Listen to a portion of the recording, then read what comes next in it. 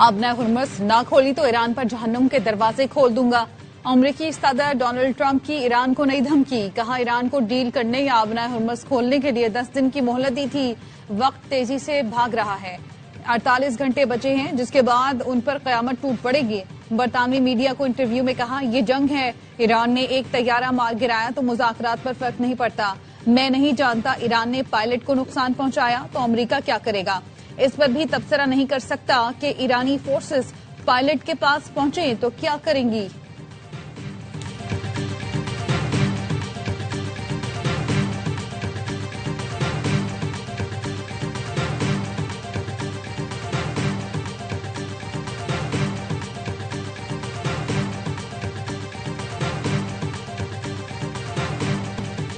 धमकियों को जूते की नोक पर रखते हैं। ईरानी वजीर खारजा अब्बास इराक्ची ने इसराइल और अमरीकी धमकियां मुस्तरद कर दी। कहा अगर हमें मौत का खौफ होता तो इस जंग में दाखिल न होते। हम अपने बेहतरीन जवानों को शहीद के तौर पर पेश न करते।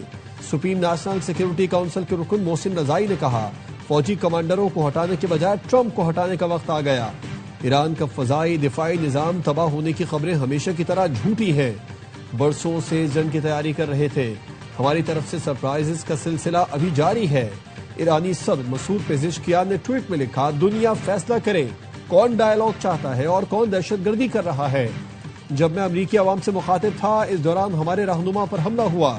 स्ट्रेटेजिक काउंसिल के सरबराह पर कातिलाना हमला हुआ। उनकी अहलिया शहीद हो गई।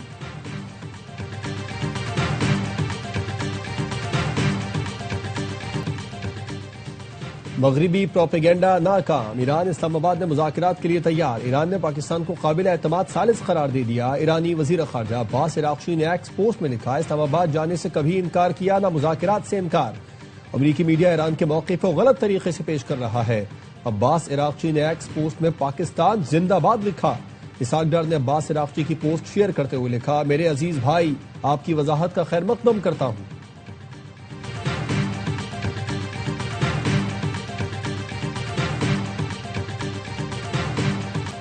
ईरान ने अमेरिका के 2 जंगी तैयारे मार गिराए। पासदारान इनकलाब का कहना है गुज़िश्ता रोज आबना हुर्मुज़ और तेहरान की पहाड़ियों के करीब अमरीकी लड़ाका तैयारे गिराए गए। तबाह होने वाला एक तैयारा F-15E स्ट्राइक ईगल था जिसमें 2 पायलट सवार थे। एक को बचा लिया गया, दूसरा लापता है। दूसरा तैयारा A-10 वॉर्थॉ तबाह हुआ जिसके पायलट को बचाया गया।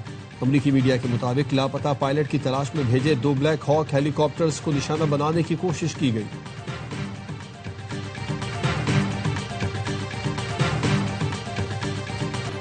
इसराइल के ईरान के तेल और गैस की तंसीबात पर बड़े हमले। जनूबी खुज़िस्तान के इलाके बंदर इमाम पेट्रोकेमिकल कॉम्प्लेक्स और अहवाज में पेट्रोकेमिकल कंपनी को निशाना बनाया गया। अमेरिका और इसराइल ने 24 घंटे में ईरान के 13 सूबों पर 206 हमले किए। तेहरान में मिसाइलों के जरिए और फौजी मरकज को निशाना बनाने का दावा। फारस न्यूज के मुताबिक अस्फहान में एयर डिफेंस सिस्टम ने अमरीकी ड्रोन मार गिराया। बू शहर में न्यूक्लियर फैसिलिटी के करीब हमला, एक सिक्योरिटी एहलकार शहीद। तेहरान पर फजाई हमलों में 3 अफराद शहीद हुए। मेनाब स्कूल में शहीद कमसिन तालिबा का वालिद अमेरिका के खिलाफ जंग में शामिल हो गया। वालिद की अमेरिकी ड्रोन पर फायरिंग की वीडियो वायरल हो गई।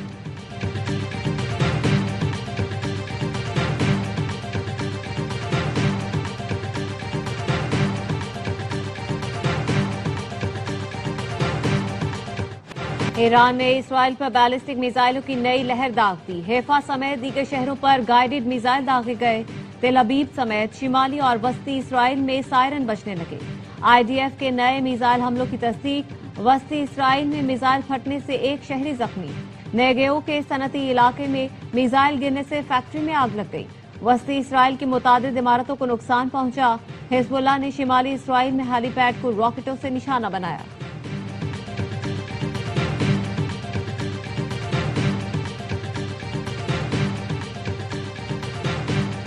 ईरान ने 48 घंटे की जंगबंदी की अमरीकी तजवीज मुस्तरद कर दी। खबर एजेंसी रॉयटर्स ने ईरानी मीडिया को रिपोर्ट करते हुए बताया तजवीज बुध को किसी तीसरे मुल्क के जरिए दी गई थी। अमरीकी अखबार वॉल स्ट्रीट जर्नल की रिपोर्ट के मुताबिक पाकिस्तान की क़यादत में इलाकाई ममालिक की कोशिशों का हालिया दौर खत्म हो गया।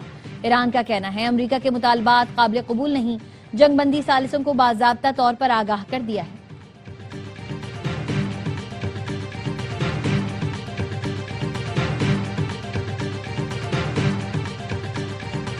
ایران کے خلیج فارس میں امریکی اڈوں اور تنصیبات پر مسلسل حملے۔ پاسداران انقلاب نے بتایا کہ اردن میں امریکی فوج کے گودام پر ڈرون حملے کیے گئے۔ کویت کے بوبیان جزیرے پر امریکی فوج کے ہیمرس لانچر پر بھی میزائل اور ڈرون داغے۔ شمالی بحرین میں American patriot system marks missile کے ذخیرے کو نشانہ بنایا گیا۔ خلیفہ بن سلمان بندرگاہ میں اسرائیلی ملکیت کے ایک تجارتی جہاز کو نشانہ بنایا گیا۔ متحدہ عرب امارات کے علاقے سلبنیا میں امریکی فوج کی اجتماع گاہ اور امریکی مصنوعی ذہانت کی کمپنیز نشانہ بنی۔ اماراتی حکام نے بتایا ڈرون کملبہ اور اکل کی عمارت اور میرینا کے علاقے میں بلڈنگ پر گرا۔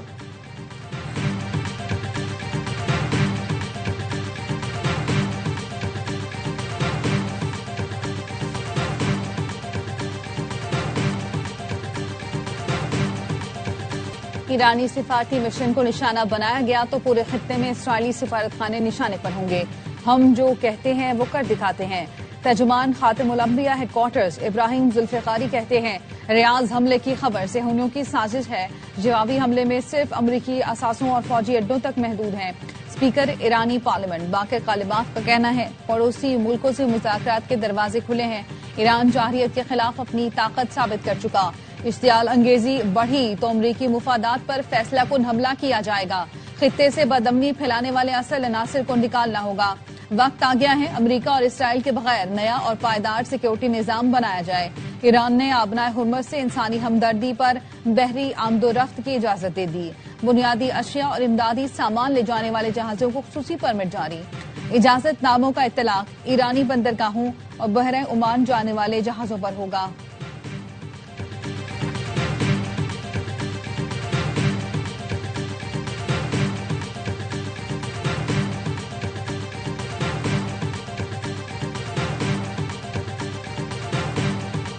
پاکستان کی امریکہ ایران کشیدگی کم کرنے کے لیے خاموش سفارتی کوششیں۔ سفارتی ذرائع کا کہنا ہے امریکی نائب صدر جیری ونس کی قیادت میں امریکی وفد براہ راست مذاکرات کے لیے 2 بار اسلام آباد آنے کو تیار تھا۔ ایران کی جانب سے مزید وقت مانگنے پر دونوں بار مذاکرات ہوتے رہ گئے۔ عراقچی حاکان فیدان اسحاق ڈار متوازن موقف پر متفق تھے۔ پاکستان نے ریاض مذاکرات میں ایران کو مورد الزام ٹھہرائے جانے کی مخالفت کی اور بیان میں تبدیلیاں کروائیں، جس پر بعض خلیجی ملک ناخوش دکھائی تھی۔ پاکستان نے آبنائے ہرمز میں بحری ٹاسک فورس کی تجویز سے اختلاف کیا اور برطانیہ کی قیادت میں بحری اجلاس میں شرکت سے گریز کیا۔ پاکستان ضرورت پڑنے پر حرمین شریفین کا دفاع ہر صورت یقینی بنائے گا۔ پاکستان کی کوششیں خطے میں کشیدگی کم کرنے کے لیے اہم سمجھی جا رہی ہیں۔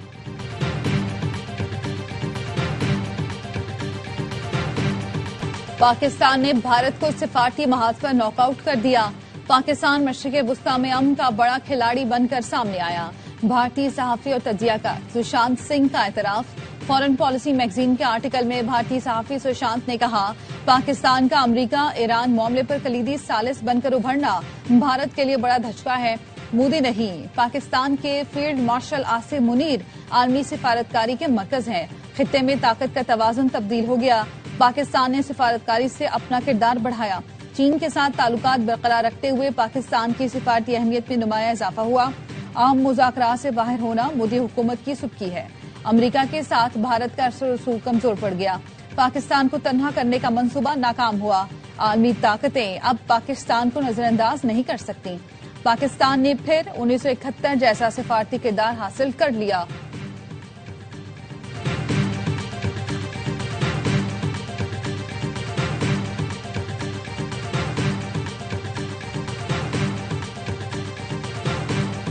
مارکہ حق میں پاک بحریہ بھارتی طیارہ بردار جہاز وکرانت کو غرق کرنے کے لیے تیار تھی۔ نیول چیف ایڈمرل نوید اشرف کا جدید جنگی جہاز PNS خیبر کی انڈکشن تقریب سے خطاب۔ کہا دشمن کی اہم تنصیبات اور بحری اثاثوں کو نشانہ بنانے کی مکمل صلاحیت رکھتے ہیں۔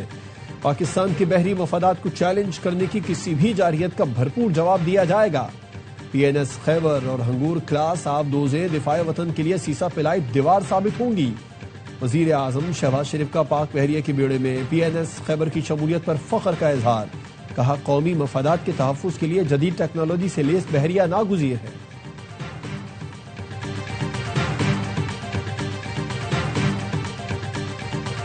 وفاق منی بجٹ لانا چاہتا ہے تو PP ساتھ دے گی۔ جنگی بحران میں سیاسی اختلافات بھلا کر کام کرنا ہوگا۔ چیئرمین PP بلاول بھٹو زرداری کا گڑھی خدا بخش میں خطاب۔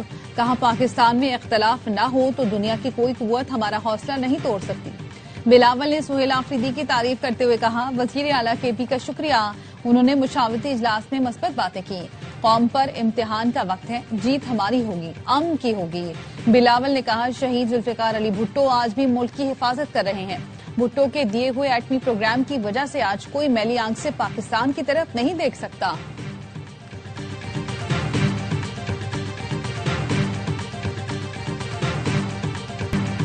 حکومت نے آہنی دیوار بند کر تیل کی قیمتوں اور مہنگائی کا طوفان روکا۔ تیل لانے کے لیے جب ڈالر ہی نہیں رہیں گے تو تیل کہاں سے آئے گا؟ پچھلی حکومتوں کی طرح ملک کو بینک کرپٹ ہونے نہیں دیا۔ مسلسل سبسڈی کا سلسلہ جاری رکھنا ممکن نہیں۔ مہنگا تیل خرید کر آخر کب تک سستا فروخت کیا جا سکتا ہے؟ وفاقی وزیر مصدق ملک نے کہا ترقیاتی منصوبوں سے کاٹ کر 29 ارب روپے عوام پر خرچ کیے۔ عطا تارڑ نے کہا پاکستان میں پیٹرول کی قلت نہیں، کشیدگی شروع ہوتے وقت ہی وزیر اعظم نے وزراء کو جگہ دیا تھا۔ پورے خطے میں تیل کی قلت ہوئی لیکن پاکستان میں نہیں۔ حکمت عملی کے تحت عوام کے لیے پیٹرول ڈیزل کا بندوبست کیا گیا۔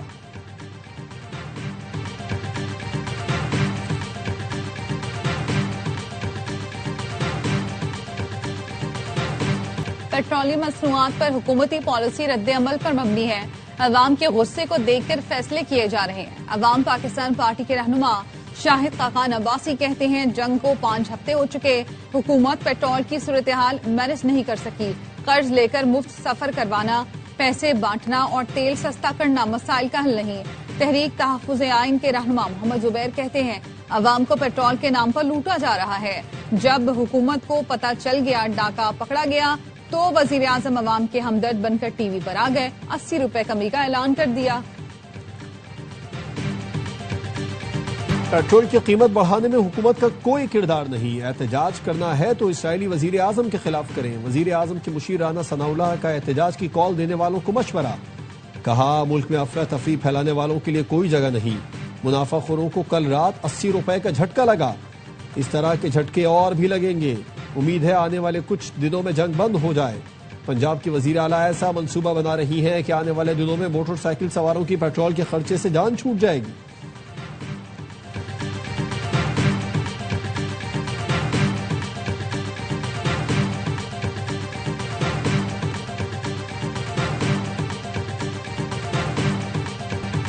وزیر اعلیٰ پنجاب کی جانب سے پبلک ٹرانسپورٹ عوام کے لیے مفت کرنے کے بعد شہریوں کی مشکلات میں کمی آنے لگی۔ مسافروں نے خوشی کا اظہار کیا۔ وزیر اعظم کی ہدایت پر اسلام آباد میں 30 روز کے لیے فری ٹرانسپورٹ سروس ہو گئی۔ حکومت بلوچستان نے بھی پبلک ٹرانسپورٹ فری کرنے کا اعلان کر دیا۔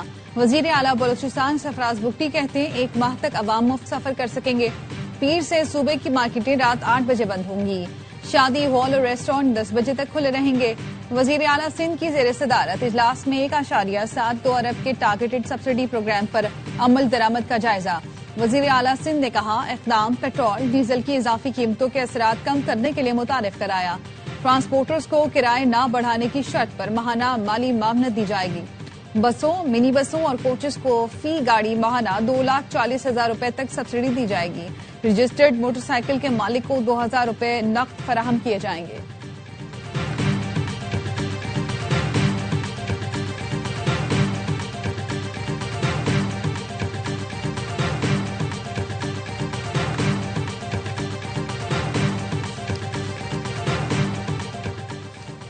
مولانا فضل الرحمان سے نون لیگ پی پی اور جی ڈی اے رہنماؤں کی ملاقاتیں۔ ذرائع کا کہنا ہے کہ نون لیگ اور پی پی نے جے یو آئی کو علیحدہ حکومت میں آنے کی دعوت دی۔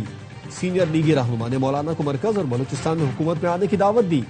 پی پی قیادت نے صوبوں میں مل کر چلنے کا کہا۔ پی پی رہنما نے کہا بلوچستان اور سندھ میں ہمارے ساتھ حکومت میں شامل ہوں۔ پی پی نے جے یو آئی کو گلگت بلتستان میں ساتھ دینے کی پیشکش کی۔ جی ڈی اے رہنماؤں نے مولانا فضل الرحمان کو سندھ میں اپوزیشن کے ساتھ دینے کا مطالبہ کیا۔ نون لیگ بلوچستان میں پی پی کو مائنس کر کے جے یو آئی کے ساتھ حکومت بنانا چاہتی ہے۔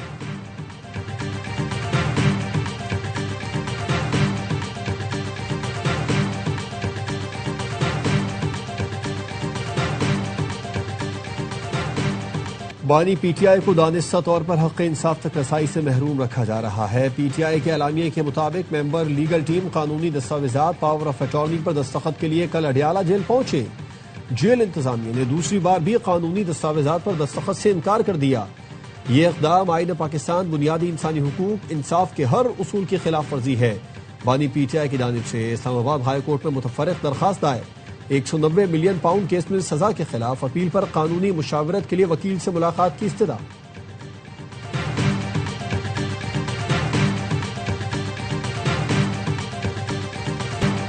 یو اے ای کو قرض واپس کرنا معمول کی کارروائی ہے، متنازع بنانا غلط اور گمراہ کن ہے۔ پاکستان نے متحدہ عرب امارات کی مالی ڈپازٹ سے متعلق گمراہ کن تبصرے مسترد کر دیے۔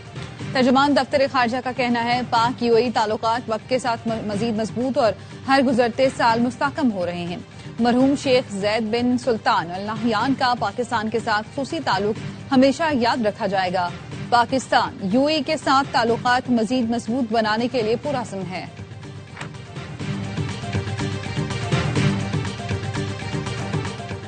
آئی ایم ایف نے آئندہ مالی سال میں بجلی پر سبسڈی 206 ارب کم کر کے 830 ارب روپے کرنے کا مطالبہ کر دیا۔ ذرائع کا کہنا ہے آئی ایم ایف نے مالی سال 2031 تک پاور سیکٹر کا گردشی قرض مکمل ختم کرنے کا بھی مطالبہ کیا۔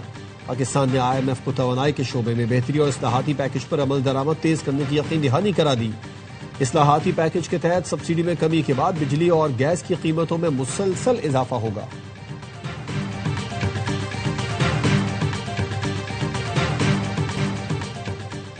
وزیر داخلہ محسن نقوی اور وزیر مملکت طلال چودھری کا این سی سی آئی اے ہیڈ کوارٹرز کے لیے مختص عمارت کا دورہ۔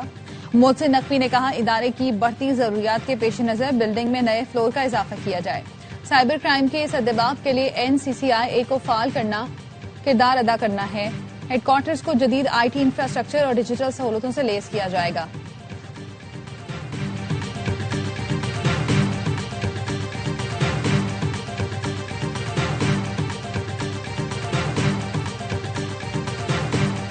چالیس سالہ صحافتی کیریئر، 3500 سے زیادہ تحقیقاتی رپورٹس۔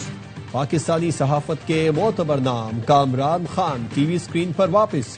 دیکھیے program on my radar ARY news پر 6 اپریل سے پیر تا جمعہ رات 8:03 پر تحقیقاتی رپورٹس اور جاندار تجزیے۔